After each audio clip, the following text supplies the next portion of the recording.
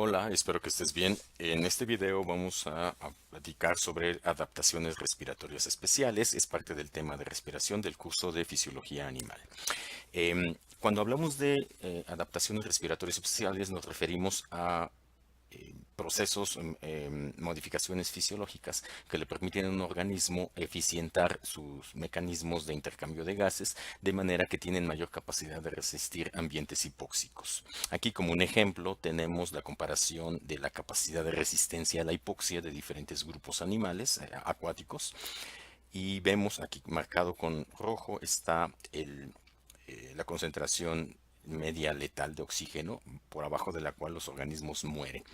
Entonces vemos que la resistencia no es igual en todos, hay variantes que se deben a varios factores. Vamos a revisar en concreto las adaptaciones que se refieren a la altitud y al buceo.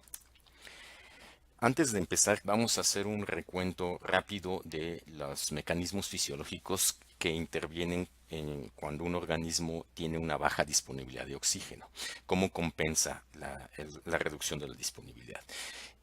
Algunos grupos, aquí tenemos listadas las más importantes, algunos grupos tienen la capacidad de reducir sus requerimientos, es decir, cuando hay poco oxígeno ambiental, el requerimiento metabólico se reduce. Eso solamente algunos lo pueden hacer y ahorita lo comentamos. Vamos a comentar el aumento de la ventilación respiratoria, la estructura que sea, puede ser branquia o pulmón. También se compensa aumentando la velocidad del flujo sanguíneo, lo cual implica aumentar la frecuencia cardíaca o la estructura circulatoria que corresponda. Y una última un proceso que utilizan algunos organismos es modificar el metabolismo de manera que no se dependa tanto del oxígeno, sino que se utilicen otros mecanismos. En concreto estamos hablando de glucólisis, es decir, metabolismo anaeróbico, que tiene algunas consecuencias que vamos a comentar. Hay algunos organismos que tienen la capacidad de reducir su gasto energético en situaciones en las que hay poco oxígeno. Tenemos aquí una gráfica en la que tenemos la presión parcial de oxígeno y el comportamiento de diferentes organismos, todos ellos invertebrados. Aquí tenemos un poliqueto y lo que se observa en este primer caso es que a medida que eh, reducimos la concentración de oxígeno en el ambiente, lo que se observa es que el consumo, el gasto de energía de oxígeno que hacen las células del organismo se reduce también, de manera que el organismo se adapta a la cantidad de oxígeno que hay en el ambiente. Esto es lo que llamamos la conformación metabólica. El organismo conforma su metabolismo a la disponibilidad de oxígeno. Aquí tenemos un caso del mecanismo alternativo, lo que llamamos la regulación. Aquí podemos ver en el caso de este cangrejo, que el cangrejo mantiene una cierta tasa metabólica a una cierta concentración de oxígeno. Si reducimos el oxígeno ambiental, el animal mantiene básicamente la misma tasa metabólica, hasta un punto crítico en el que ya empieza a descender. Aquí podría ser que el organismo estuviese en peligro de muerte, pero lo importante es esto: el organismo mantiene una tasa metabólica en un espectro amplio de valores de concentración de oxígeno ambiental. Y aquí tenemos otros ejemplos de otros crustáceos que tienen un comportamiento intermedio entre los otros dos casos. Vemos que eh, se reduce el metabolismo, sí se reduce el oxígeno, pero esta recta, la línea que describe esto no es igual a la del primer caso, está un tanto inclinada, de manera que suponemos que tiene un cierto grado de regulación metabólica. Bueno, este comportamiento lo pueden hacer algunos organismos, sobre todo invertebrados, pero muchos organismos, y en los que cae la mayoría de los vertebrados, tienen un gasto energético que denominamos metabolismo basal, que se debe a las funciones vitales básicas y que no se puede reducir. Es decir, continuamente debemos estar invirtiendo una cierta cantidad de energía en mantener estas reacciones, y el hecho de que las suprimamos de alguna manera implica que un riesgo para la supervivencia. Aquí tenemos unas tablas de organismos que son conformadores de oxígeno, es decir, aquellos que tienen la capacidad de adaptarse, y tenemos invertebrados de todos tipos, protozoarios celenterados, anélidos, gusanos de varios grupos, etcétera. Tenemos representantes de prácticamente todos los grupos animales invertebrados. entre los reguladores de oxígeno, es decir, los que requieren un mínimo de oxígeno y que no pueden reducir su gasto, tenemos también representantes de prácticamente todos los grupos. Aquí destacan los vertebrados. La mayoría de los vertebrados somos reguladores de oxígeno, por lo tanto, tenemos este problema de no poder reducir el metabolismo. Algunos de estos grupos, particularmente algunos reguladores, pueden convertirse en conformadores, pueden asumir un comportamiento como de conformador y viceversa. Algunos conformadores pueden comportarse como reguladores en ciertas circunstancias, pero sobre todo si han sido sometidos a un proceso de aclimatación a un ambiente. Es decir, llevan un cierto tiempo vivir en esas condiciones, pero esa es una posibilidad que ocurre solamente en algunos de estos grupos. Los organismos entonces, además de aquellos que pueden hacer la conformación metabólica, las estrategias fisiológicas convencionales entonces para compensar la falta de oxígeno ambiental son el aumento de la ventilación, el aumento de la circulación sanguínea y el metabolismo anaeróbico. Aquí tenemos representado un diagrama en el que se muestran los pasos de la adquisición de gases respiratorios, de oxígeno en particular, hasta su consumo en la célula. Tenemos aquí la entrada al pulmón, enseguida la difusión del gas a través de las paredes alveolares hacia la circulación sanguínea, después la distribución de los gases por la circulación sanguínea, finalmente la difusión de los gases desde la sangre hasta las células y por último el consumo celular para la producción de ATP, para la producción de energía. Entonces, los elementos que tenemos acá listados son esencialmente pasos de esta secuencia. El aumento de la presión de la circulación se refiere a esto y el aumento de la ventilación básicamente a esto. El metabolismo anaeróbico lo podríamos representar así como un mecanismo alternativo en el que se obtiene ATP sin oxígeno. Se puede obtener ATP sin oxígeno utilizando glucólisis, sin embargo, en general este proceso no se puede llevar durante demasiado tiempo y con demasiada intensidad por una razón. El metabolismo anaeróbico libera como subproducto un, un compuesto parcialmente oxidado, parcialmente reducido. En el caso de la glucólisis es el piruvato, que es reducido a lactato y el lactato, como ácido láctico, se acumula en el tejido. El lactato entonces se drena continuamente a la sangre y es llevado al hígado para la conversión nuevamente a glucosa, lo que se denomina el ciclo de Cori, y al mismo tiempo se acumula en el músculo una cierta cantidad que si se restituye la concentración normal de oxígeno puede ser oxidado de nuevo. Sin embargo, en la medida en la que se acumule el lactato, se requiere un cierto tiempo de recuperación para volver a eliminar todo el que se había acumulado. Este periodo en el que el músculo acumuló lactato y que luego tiene que reponer se denomina deuda de oxígeno. Es función directa de la cantidad de lactato que se acumuló. El lactato en última instancia causa la fatiga muscular y termina inhibiendo las funciones celulares. Algunos animales tienen la capacidad de hacer metabolismo anaeróbico sin la acumulación de lactato. Es el caso de algunos peces, entre los que están las carpas y los peces dorados, peces que viven en ambientes templados.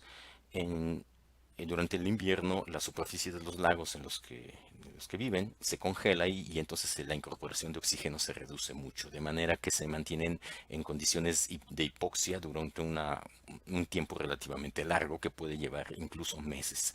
En estas circunstancias, el pez tiene la capacidad de hacer el metabolismo anaeróbico, pero el piruvato que resulta de la glucólisis es convertido en acetaldehído y de acetaldehído en etanol. De manera que el pez elimina el etanol a través de las branquias y esto le permite mantener un metabolismo anaeróbico sin la acumulación de compuestos que cambien el pH celular. Hecha este recuento, entonces pasemos a las adaptaciones a la altura. Algunos animales tienen la capacidad de sobrevivir en ambientes que son permanentemente hipóxicos. Y el primer caso de esto sería aquellas condiciones en las que la presión atmosférica es tan baja que la presión parcial de oxígeno es también una fracción de la que se tendría a nivel del mar. En estas circunstancias, entonces, las adaptaciones, las principales adaptaciones de estos organismos entonces se refieren a la eficientación u optimización de los procesos de adquisición y distribución de gases respiratorios que habíamos comentado antes. Es decir, estamos hablando básicamente de estos. Eh, en primer lugar, el tamaño pulmonar. Aunque esto no es una característica consistente, se ha visto que en algunas poblaciones humanas que han vivido durante generaciones en ambientes hipóxicos, por ejemplo, los habitantes de los Andes, el tamaño pulmonar tiende a ser un poco mayor que el promedio, pero nuevamente esto es una característica que no es muy consistente. También suele reducirse la distancia de la difusión de los gases, es decir, la distancia entre el capilar y el alvéolo se reduce todavía más por adelgazamiento de las paredes alveolares. Otra adaptación común es que hay mayor densidad de los capilares allá a nivel muscular, es decir, la red de distribución sanguínea en los músculos y en los tejidos en general que gastan de alto gasto energético se vuelve más densa y también en algunos casos aumenta la cantidad de hemoglobina. La cantidad de hemoglobina no puede aumentar demasiado. Aquí tenemos un signo de atención en este punto. La cantidad de hemoglobina no puede aumentar demasiado por una razón. Si aumentamos el número de células rojas en la sangre, la viscosidad de la sangre aumenta exponencialmente, de manera que una sangre con un contenido muy alto de hemoglobina ciertamente tendría mayor capacidad de transporte de oxígeno, pero al mismo tiempo sería muy viscosa. Y esto hace que el trabajo que debe hacer el corazón para mantener el flujo sea mucho mayor y por lo tanto está más propenso a una insuficiencia cardíaca. Entonces, dicho de otra manera, esta estrategia funciona en un margen relativamente limitado, pero el organismo no puede aumentar ilimitadamente su cantidad de hemoglobina. Entonces, funciona en un cierto margen solamente. Por último, ya a nivel de los tejidos de la utilización, suele haber más mitocondrias y las mitocondrias suelen estar ubicadas cerca de los capilares, de manera que se eficienta el transporte de gases entre los capilares y la mitocondria donde se utilizan para la obtención de energía. Y por último, comentábamos el metabolismo anaeróbico, que en algunos casos, hablando de la altura, por supuesto, el metabolismo anaeróbico no es una opción que se pueda explotar demasiado, nuevamente porque implica acumulación de lactato e implica que se inhabiliten los músculos. Entonces, esta opción es utilizada solamente en ciertos casos limitados. Hay una situación en la que estas adaptaciones producen un efecto paradójico. Es lo que se conoce como mal de montaña y el mal de montaña entonces básicamente es un estado de malestar generalizado con dolor de cabeza intenso que la mayor parte de las ocasiones inhabilita a los montañistas, bueno, a las personas que ascienden con una situación de postración. El mal de montaña se explica como una sobrecompensación de la deficiencia de oxígeno. Cuando el individuo va ascendiendo y la presión parcial de oxígeno se reduce, el sistema nervioso, las neuronas del centro respiratorio en el tallo cerebral detectan la caída de oxígeno y entonces compensan aumentando por un lado la frecuencia respiratoria y por otro lado la presión sanguínea, principalmente aumentando la frecuencia cardíaca. El efecto de aumentar la frecuencia respiratoria es que efectivamente se capta más oxígeno, pero al mismo tiempo que se capta oxígeno se libera CO2, es decir, una mayor cantidad de CO2 pasa de la sangre hacia el ambiente, se pierde del sistema. Como el CO2 está en equilibrio con el ácido carbónico e tiene un efecto directo sobre el pH sanguíneo, la eliminación de más CO2 del que se debería implica un aumento del pH y por lo tanto alcalosis sanguínea. Por otro lado, la sobrecompensación respiratoria hace que aumente la presión más allá de lo que se debería y entonces eso dilata los capilares en la región por afuera del sistema nervioso, en la cabeza, y causa un dolor de cabeza muy intenso. El mal de la montaña entonces se explica como una combinación de estos procesos en diferentes niveles y es básicamente debido a una falta de habituación al ambiente. Los organismos entonces que están habituados a sobrevivir en estas condiciones tienen las características que ya habíamos comentado, más unas que están aquí marcadas con rojo, que son aquellas que les permiten en concreto evitar el mal de montaña. ¿Cómo se podría evitar esta situación? Básicamente reduciendo la respuesta del sistema, es decir, disponiendo de el sistema de compensación de una manera que no sea tan sensible y que no responda con la intensidad apropiada, más bien que responda con una intensidad menor cuando hay una deficiencia de oxígeno. Entonces, lo que se ha observado en animales adaptados a la altura, animales en poblaciones humanas y en animales de varios tipos que viven en montañas altas, es que en general la respuesta ventilatoria está reducida cuando hay hipoxia, es decir, el organismo reacciona menos. Lo mismo sucede con la respuesta hipertensiva. La frecuencia cardíaca no aumenta tanto como aumenta en una persona que no está habituada a la altura. La eritropoyetina, comentábamos que favorece la síntesis de hemoglobina y de glóbulos rojos en personas y organismos habituados a la altura. Tiene una respuesta reducida, es decir, no tienen tanta producción de hemoglobina, y aquí podríamos suponer que tiene relación justamente con este aspecto de la viscosidad de la sangre. Y por último, tiene una afinidad de la hemoglobina por el oxígeno aumentada.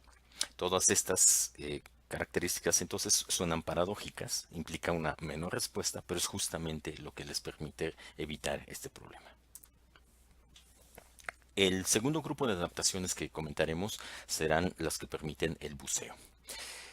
El buceo lo podemos entender como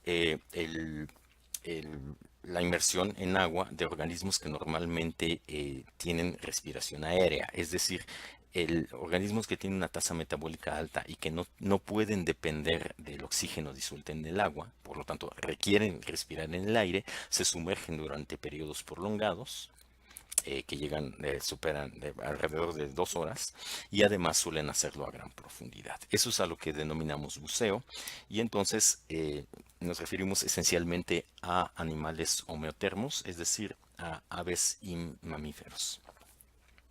Por supuesto no se restringe a ellos, pero son los ejemplos más notables. ¿Cuáles son las consecuencias del buceo, de la inmersión? Básicamente un descenso en la disponibilidad de oxígeno y un aumento grande en la presión, que tiene como consecuencia cambios en la solubilidad de los gases, en particular el nitrógeno. Vamos a ver.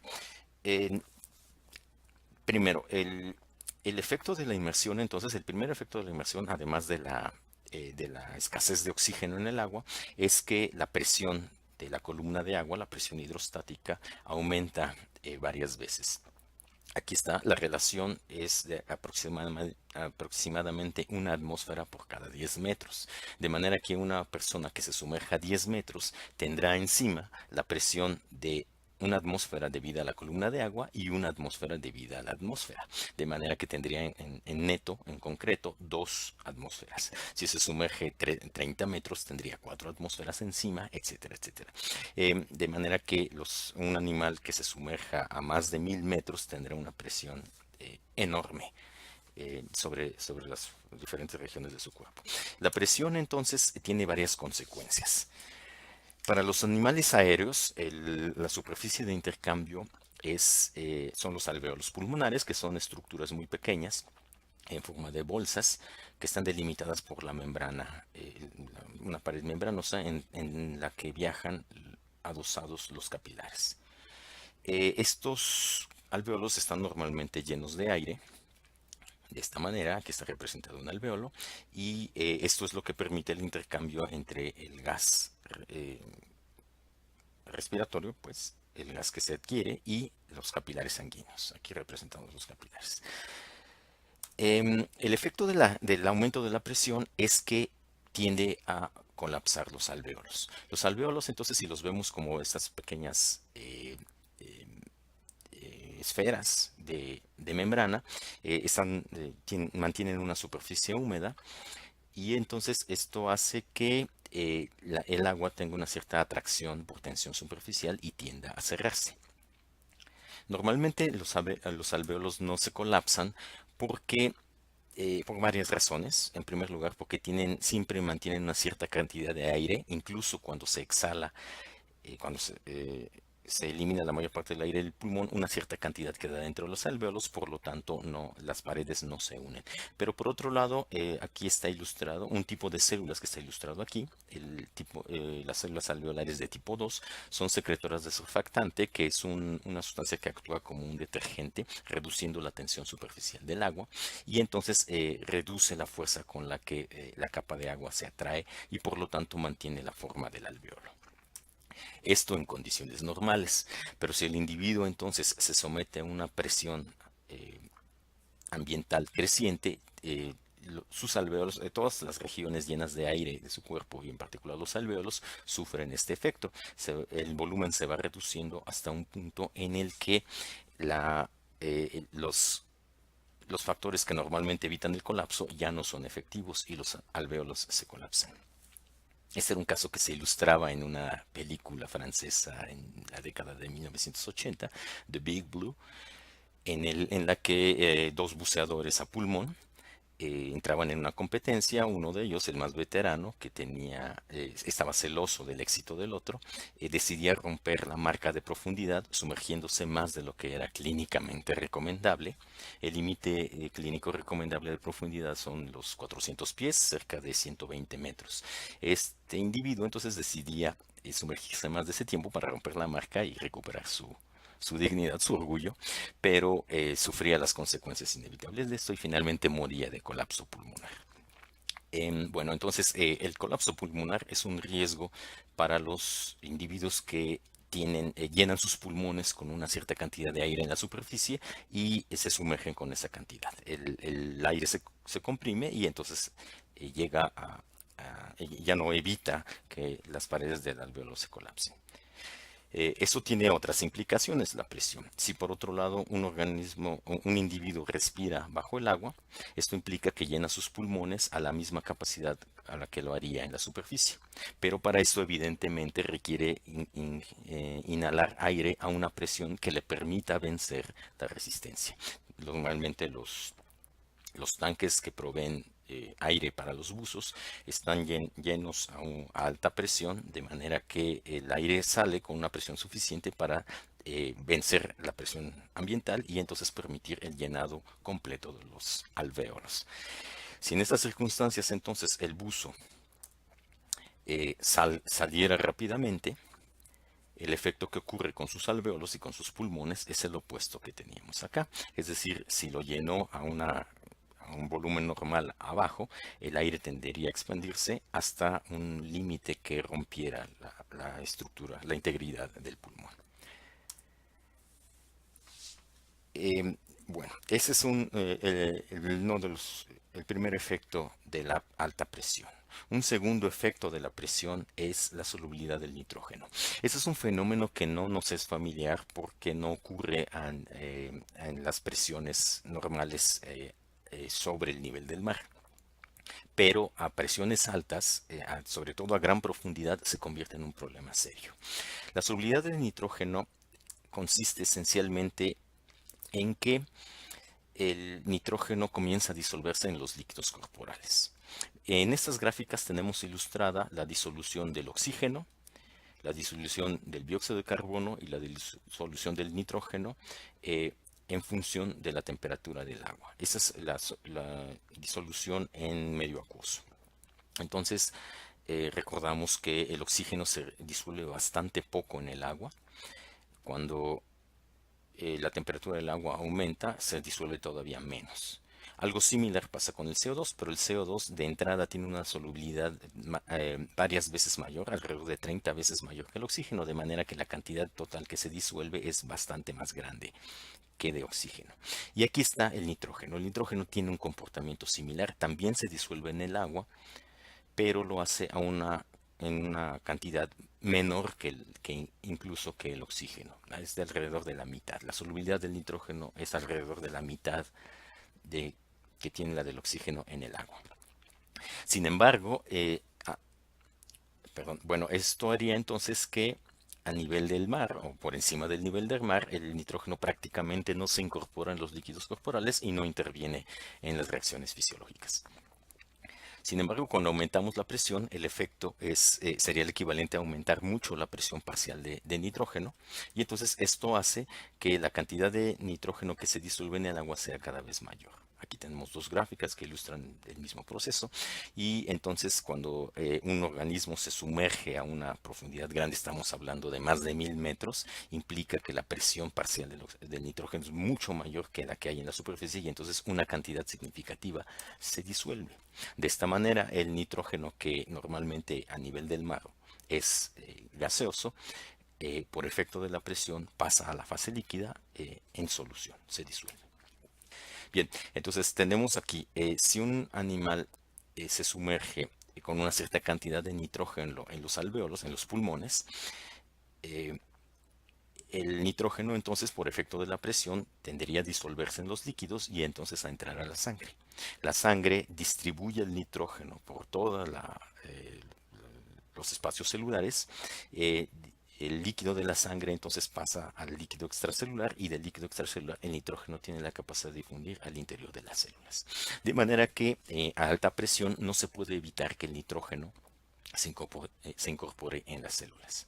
El problema es entonces el llevar en algún momento nitrógeno gaseoso. En los buzos, en los humanos, que no somos animales buceadores, cuando existe la disolución del nitrógeno, causa varios problemas. El primero de ellos es que el nitrógeno entra en las células, es liposoluble, por lo tanto atraviesa las membranas celulares y en particular las membranas de las neuronas, y entonces causa un estado similar a la ebriedad, que se denomina narcosis por nitrógeno. Esa es una situación bastante peligrosa porque implica que el buzo comienza a hacer cosas inapropiadas, cosas peligrosas en un ambiente que es particularmente hostil. El segundo problema de la solubilización del nitrógeno ocurre en el momento en el que el individuo asciende nuevamente, detiene el buceo y asciende. Cuando el nitrógeno se disolvió y se mantiene en el agua a alta presión, el efecto de la descompresión es que tiende a desolubilizarse de nuevo, es decir, pasar nuevamente a la fase gaseosa y formar burbujas. Si el nitrógeno se había incorporado en los tejidos e incluso en las células, implica que el ascender nuevamente, el hecho de que un buceador salga nuevamente a la superficie, implica que se formarán burbujas de nitrógeno en donde quiera que esté, es decir, incluso dentro de las células. Tendríamos entonces el efecto similar al que comentábamos. El nitrógeno que al principio estaba disuelto va formando burbujas cada vez más grandes y entonces crea un problema que se denomina la enfermedad por descompresión, o en inglés the bends. The bends, o la enfermedad por descompresión, entonces es una serie de consecuencias fisiológicas que resultan del hecho de que se formen burbujas de nitrógeno en diferentes regiones del cuerpo. Se pueden formar, por ejemplo, en los espacios celulares, o se pueden formar incluso dentro de los capilares cerebrales. Se forman dentro de capilares de diferentes regiones y pueden llegar incluso a ocluir algunas redes capilares y pueden provocar la muerte de la persona, dependiendo por supuesto de la cantidad de nitrógeno. La cantidad de nitrógeno que se incorpore entonces en la sangre y en los tejidos de un buzo es función del tiempo que haya pasado el buzo bajo el agua y de la profundidad a la que haya llegado. Entonces, la manera convencional de evitar tanto la intoxicación, la narcosis por nitrógeno, como la enfermedad por descompresión es planear el buceo, la dinámica del buceo, de una manera que se vaya reduciendo gradualmente la presión y se permita que el nitrógeno pase nuevamente a la fase gaseosa en el pulmón y pueda ser expulsado con la respiración. Eso es lo que hacen las tablas de descompresión que utilizan los buzos, sobre todo cuando hacen inmersiones a grandes profundidades y por tiempos prolongados. Bueno, habiendo hecho estas consideraciones, entonces vamos a comentar las adaptaciones que tienen los organismos buceadores. Entre los buceadores más destacados tenemos a los mamíferos, en particular a los cetáceos. Aquí tenemos algunos datos sobre cetáceos que se obtuvieron mediante telemetría. En la, la ballena de Cuvier es el animal, el mamífero que tiene el registro de mayor profundidad y mayor tiempo. Se le registró a una profundidad de cerca de 3 kilómetros. Considerando todas estas inconvenientes que tiene el buceo, es bastante notable el hecho de que un organismo tenga esta capacidad de retención. ¿Cómo hacen los organismos buceadores para conseguir estos tiempos tan altos de inmersión y esta resistencia, sobre todo a la hipoxia? El problema principal es la hipoxia. Originalmente se creía que los animales buceadores deberían tener una baja respuesta a la hipoxia, es decir, de alguna manera eh, el animal limita su impulso para respirar, no se ahoga por eso, porque limita su impulso para respirar. Se suponía que siendo insensible al, al descenso del oxígeno y al aumento del CO2. En este estudio se observa que esto en realidad no es así. Aquí tenemos la respuesta ventilatoria de diferentes animales cuando se les hizo inhalar aire con diferentes cantidades de CO2. Entonces podemos ver que, aquí está el hombre, podemos ver que el perro cuando inhala una cierta cantidad de CO2 tiene una respuesta ventilatoria eh, exagerada, exacerbada, eleva su frecuencia ventilatoria 400 veces. El hombre tiene una respuesta similar, alrededor de 400 veces. Y vean, aquí está una foca. La foca tiene una respuesta todavía más intensa. Es decir, los animales buceadores son tan sensibles como los no buceadores a la deficiencia de oxígeno y el exceso de CO2.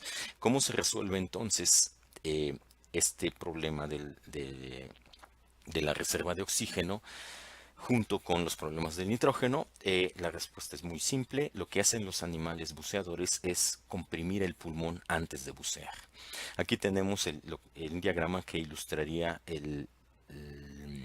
la estrategia que utiliza un animal no buceador cuando va a sumergirse.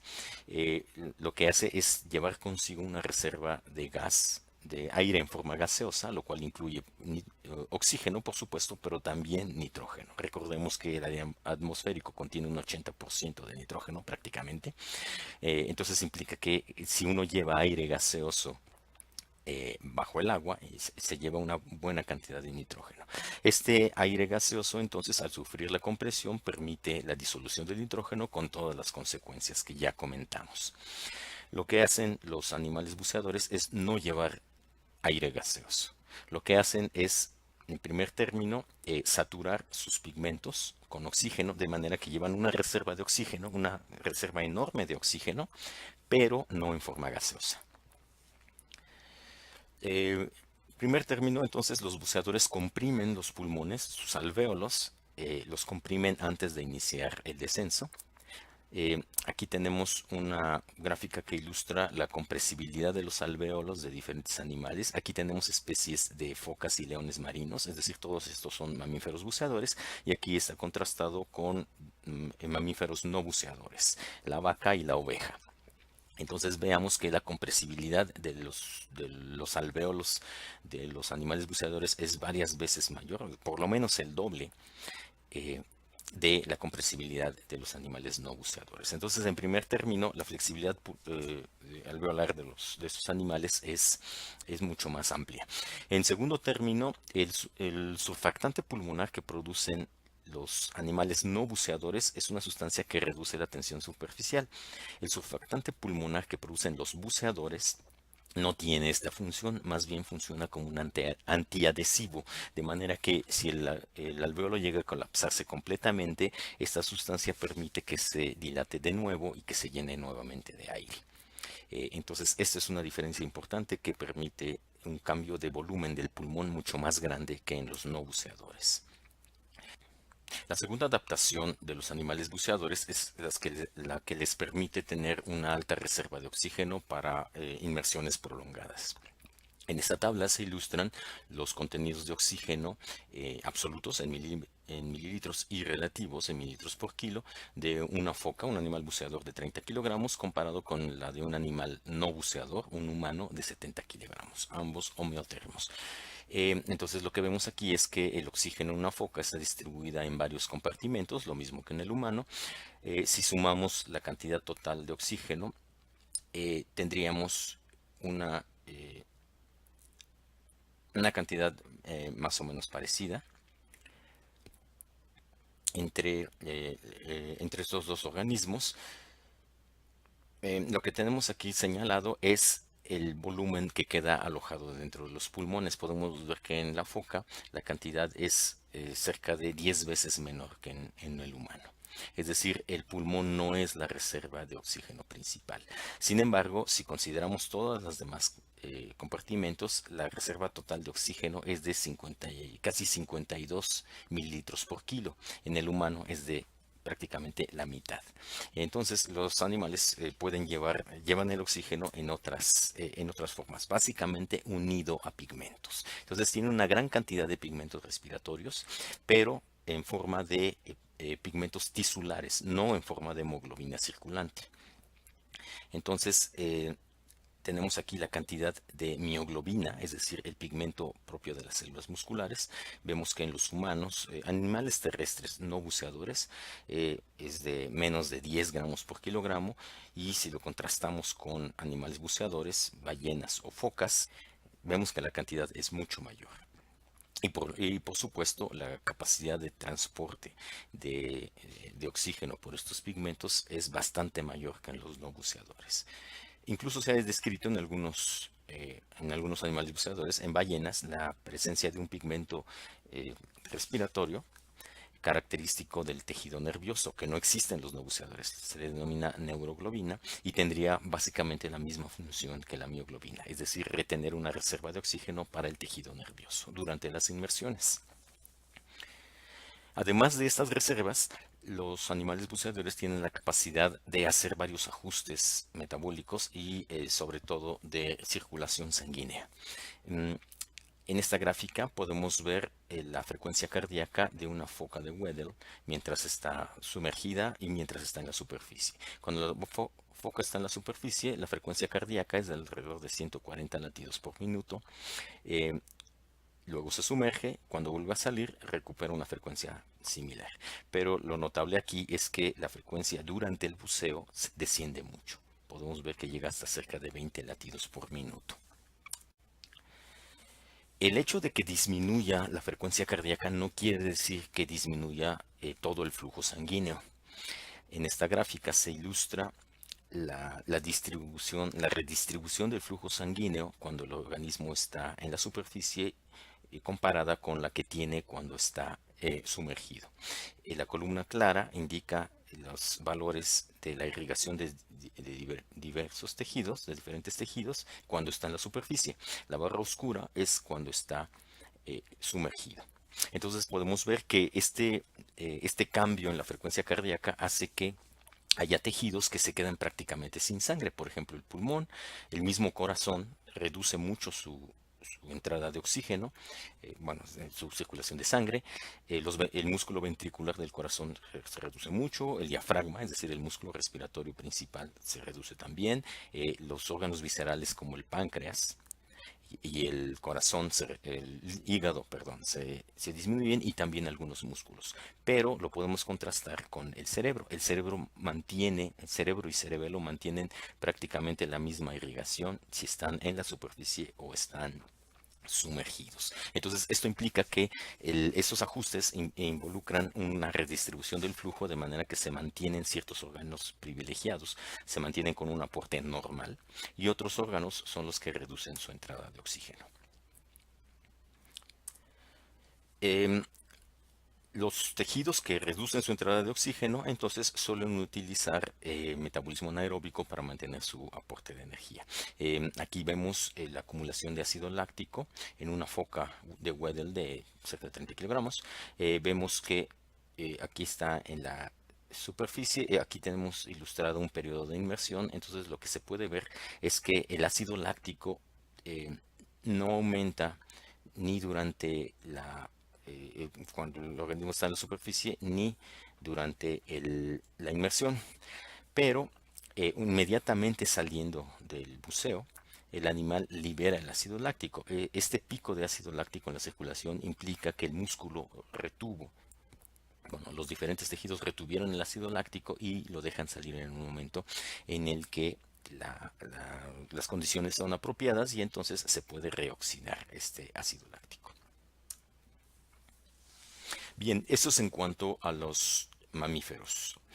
Por último, comentaremos un poco acerca de las adaptaciones que tienen otros organismos acuáticos como los insectos. Los insectos son también animales estrictamente aerobios y esto hace que dependan del oxígeno gaseoso. Hay algunos insectos que sin embargo tienen adaptaciones notables para el agua. Aquí tenemos el ejemplo de una chinche de agua. Y en los insectos, lo que podríamos denominar los insectos buceadores, se han descrito dos estrategias que permiten mantener la respiración durante las inmersiones. En primer lugar, tenemos lo que podríamos denominar la estrategia más simple, que es la formación de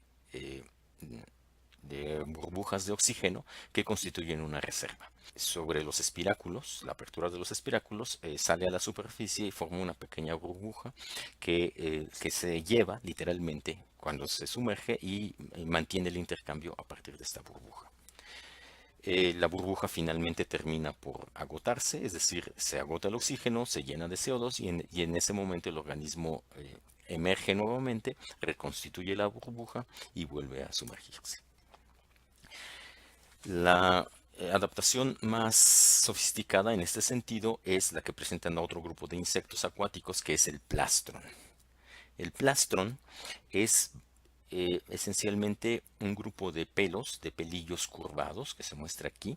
Están ubicados sobre la cutícula. Son pelillos mucho más cortos que los sencillos convencionales y están ubicados en la cercanía alrededor de los espiráculos. Aquí tenemos un espiráculo, la apertura espiracular, y lo que tenemos ilustrado acá son estos pelillos que forman el plastrón.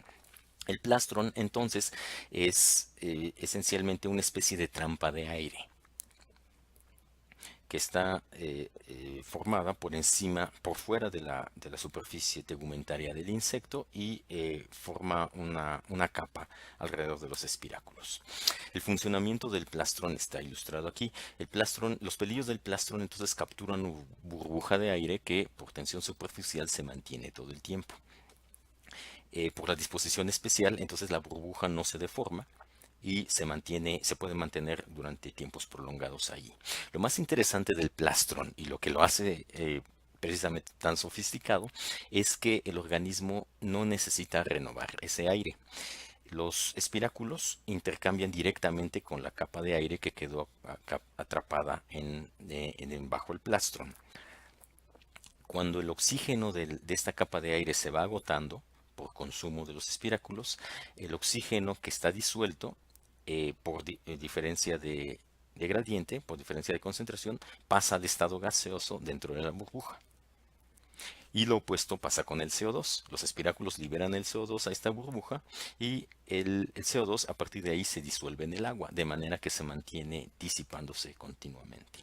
Esto permite que el insecto pueda mantenerse sumergido durante tiempo ilimitado porque la composición de aire dentro de la burbuja del plastrón se renueva continuamente y mantiene los gradientes.